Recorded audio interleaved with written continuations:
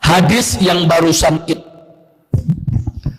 itu diriwayatkan oleh yang bernama Anas ibn Malik radhiyallahu anhu.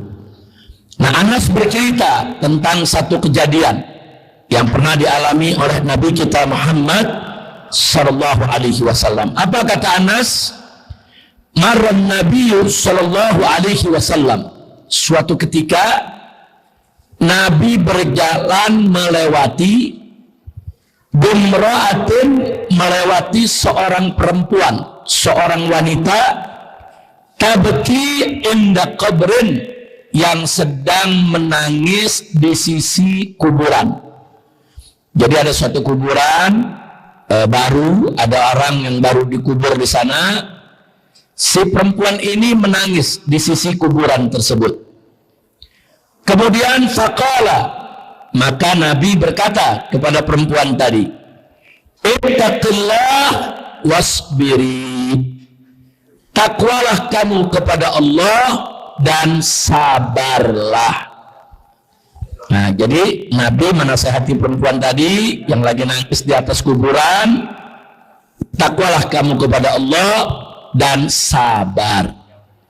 Kemudian perempuan tadi faqalat, perempuan ini nggak tahu nih kalau yang bicara ini adalah Nabi. Dia cuma dengar suara, dia nggak ngelihat orangnya. Dia lagi nangis di kuburan. Nabi lewat, Nabi kasih nasihat seperti tadi. Apa kata perempuan ini? Ilaika anni. Kalau orang Jakarta bilang, udah sonoan, jangan urusin saya. Nah, orang Arab bilang ilaika anni. Ilaika anni, udah sono, jangan dekat-dekat saya, jangan ngurusin saya. Kenapa? Fa inna kalam tusab bi musibati. Engkau nggak ngerasain musibah yang saya alami. Nah, perempuan ini nggak tahu nih kalau yang ngomong barusan ini adalah Nabi. Cuman karena dia lagi sedih, ada yang nasehatin, udah takwalah kepada Allah, sabar. Dijawab udah sono jangan ngurusin saya. Nah, kan engkau nggak rasakan bagaimana musibah yang saya alami. Nah, kemudian di sini di hadis disebutin walam ta'rifu, si perempuan tadi nggak tahu kalau yang bicara tadi adalah Nabi Muhammad sallallahu alaihi wasallam. Maka Nabi langsung berlalu, Nabi tidak berhenti di situ, Nabi langsung pulang ke rumah beliau.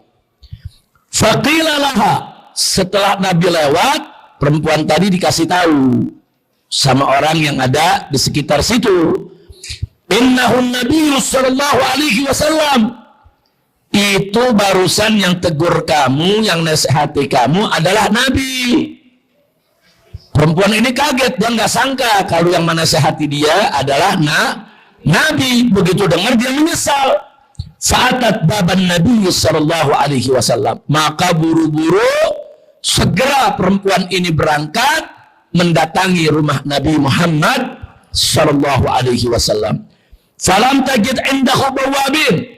Nah, begitu datang ke rumah Nabi, kebetulan saat itu nggak ada yang jaga.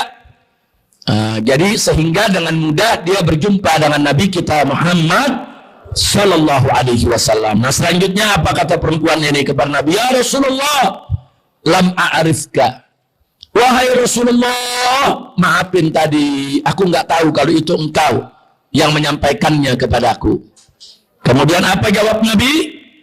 Saudara, Nabi mengatakan innamas sabru indas sadmatil ula.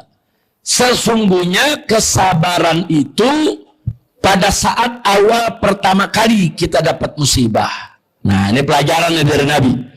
Jadi waktu tadi dia pertama kali dapat musibah, itulah dibutuhkan kesabaran. Kalau nanti kalau sudah beberapa hari, ya sedihnya memang akan hilang sendiri. Tapi itu bukan bukti kesabaran. Bukti kesabaran itu justru pada awal pertama kali. Jadi kalau pertama kali saudara orang dapat musibah, langsung dia sabar, ingat Allah, itu namanya sabar. Tapi waktu pertama dapat musibah, dia histeris, dia teriak-teriakan, dia ngeluh, dia nggak terima. Ntar udah seminggu baru dia terima. Nah, itu sabar yang hakiki bukan begitu. Sabar itu indas sodmatil ula, yaitu pada awal pertama kali ada kejadian. Jadi pada awal pertama ada kejadian, maka disitulah dituntut kesabaran. Dalam riwayat lain disebutkan bahwa perempuan tadi sedang menangisi kuburan anak kecilnya yang meninggal dunia. Jadi ibu di sini saya mau kasih tahu bu, kalau ada seorang muslim anak kecilnya meninggal dunia, anak kecil yang dimaksud yang belum balik, termasuk balita, termasuk bayi. Nah kalau ada yang meninggal dunia, biasanya kawan-kawan yang takziah itu membacakan doanya syafi' nafi'. Nah biasanya kalau orang dewasa yang meninggal dunia kita sebut a'zamallahu ajrakum wa ahsanallahu azakum wa ghafarallahu limayyitikum. Itu kalau yang meninggal dunianya dewasa. Tapi kalau yang meninggal dunianya anak-anak yang belum ada dosa kita ucapkan syafi' nafi'. Nah artinya syafi' nafi' apa? Artinya anakmu itu akan menjadi pemberi syafaat. Nafi' anakmu itu akan menjadi pemberi manfaat. Jadi perempuan-perempuan muslimah ini kalau punya bayi atau balita atau anak di bawah umur meninggal dunia, kalau diterima dengan sabar, anak-anak itu akan menjadi pemberi syafaat buat orang tuanya.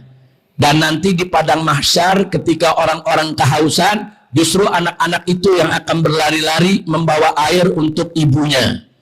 Nah makanya kalau ada ibu wanita yang kehilangan anak kecilnya, sabar.